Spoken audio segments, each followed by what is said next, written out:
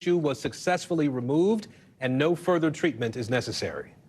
In today's mental health check, Billie Eilish, the singer, says she has deleted all of her social media apps from her phone. In an upcoming interview with Conan O'Brien, the Grammy Award-winning singer called the decision a huge deal for her. The 21-year-old has spoken candidly for years about her struggles with the internet, especially when it comes to comments about her physical appearance.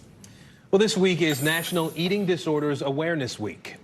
And this hour, we're taking a closer look at how eating disorders can impact people's health, their emotions, their ability to function. An estimated 29 million Americans will have an eating disorder in their lifetime. It can affect anyone of any age, race, ethnicity, or gender. We want to bring in certified eating disorder specialist, Dr. Kelli Rugless. She's also the chief clinical officer of Project HEAL, which helps people with eating disorders. Dr. Rugless, we appreciate you being here today.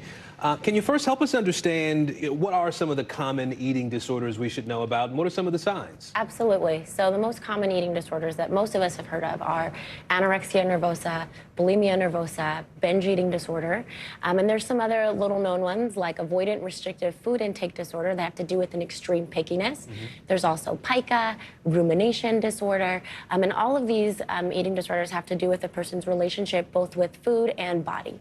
And it's the food, or is it up here, some of it? So it's a combination of the two. The interesting thing about eating disorders is that they are indeed brain disorders, which mean they impact the way a person thinks and the way a person perceives their relationship both with themselves and with food. It generally starts off pretty normal, like maybe I want to lose a few pounds, and it's very harmless. But then as time goes on, it turns into something more compulsive and something that people can't get themselves out of.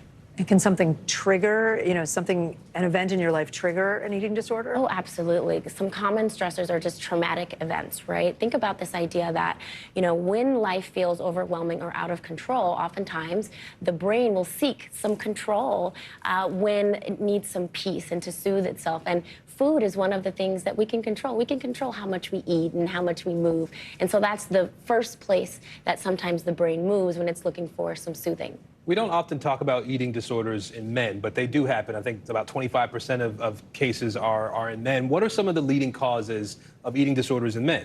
So eating disorders in men and women differ only in what's driving them. So the behaviors are the same, but instead of hearing them necessarily talk about thinness, you might hear them talk about muscularity or muscle tone, and they will engage in the same eating disordered behaviors to achieve those beauty standards. Professional help, real quickly, Yes. It's available, right? Absolutely. There's outpatient psychologists, physicians, treatment centers. There's a lot that's available for people who need it, but they first have to know that they have a problem to begin with.